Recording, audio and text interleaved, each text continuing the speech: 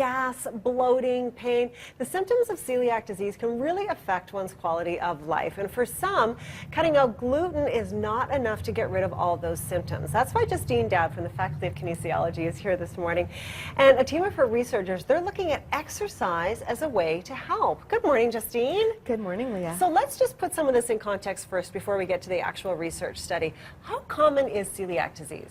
So celiac disease affects approximately 1% of the population. So that's over 110,000 Canadians that are diagnosed with it. Right. And then there's a whole other subset of people that just have some sort of gluten intolerance and not specifically celiac disease, right? Right. So it's estimated approximately 1 in 6 people struggle with gluten intolerance. Wow, that's a significant number of people. Yes, that's why the gluten-free trend has become so popular huge these days. Yeah, absolutely.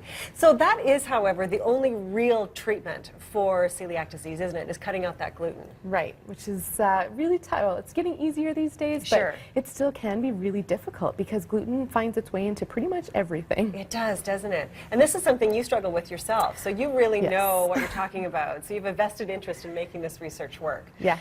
So what's really interesting about this, though, is that so many people will cut out the gluten, but then they're still having symptoms. Why does that happen? What's going on there? Right. Well, you know, there can be a lot of different things going on. Sometimes it's even just the stress of changing your diet, and it's just such a strict diet that people are reporting reduced quality of life. Many people feel better and it's easy and they're off to the races and it's good.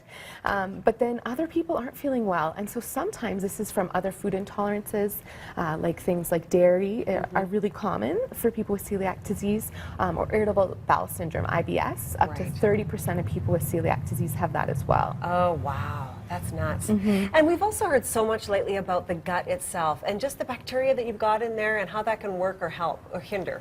What's going on? And so this is where I'm just so excited to see what happens in the research, because we do know that people with celiac disease, if you're not feeling well, often there's still an altered balance of the microbiome, and so altered balance of the bacteria that are in the intestines.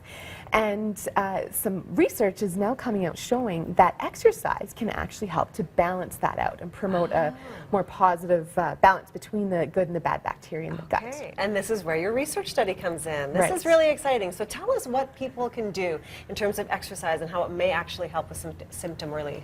Well, this is the very first study to look at this in celiac disease. And so it can help. We know that exercise just makes people feel well in terms of quality of life, physically and mentally. But in this new study, we're offering it at the university, and people will come twice a week and they'll be doing interval training, and we're going to be looking at if that helps them feel better, and they'll be looking at some of the potential mechanisms or reasons why that's happening. Wow. So will you actually be able to test what's going on in their microbiome?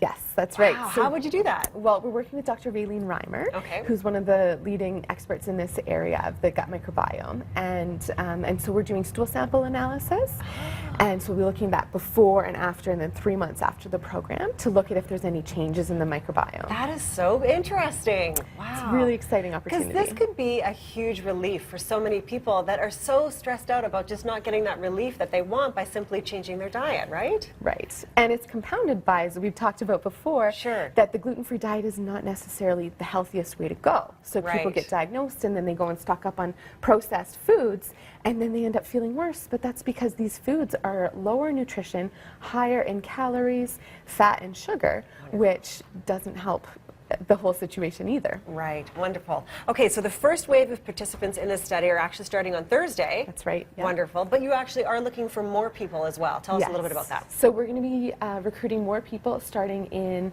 well, recruitment starts now, but the next few waves will be starting in March and then April. And so we are accepting emails at move@ucalgary.ca. And this is for people who are in the Calgary area, adults diagnosed with celiac disease, and are relatively inactive, so not regular exercisers. Perfect. And maybe you can get some good research that can help you out. Thank you so much, Justine. Thank you. Good luck with this research. Make sure you come back and tell us what you find. We will. Wonderful.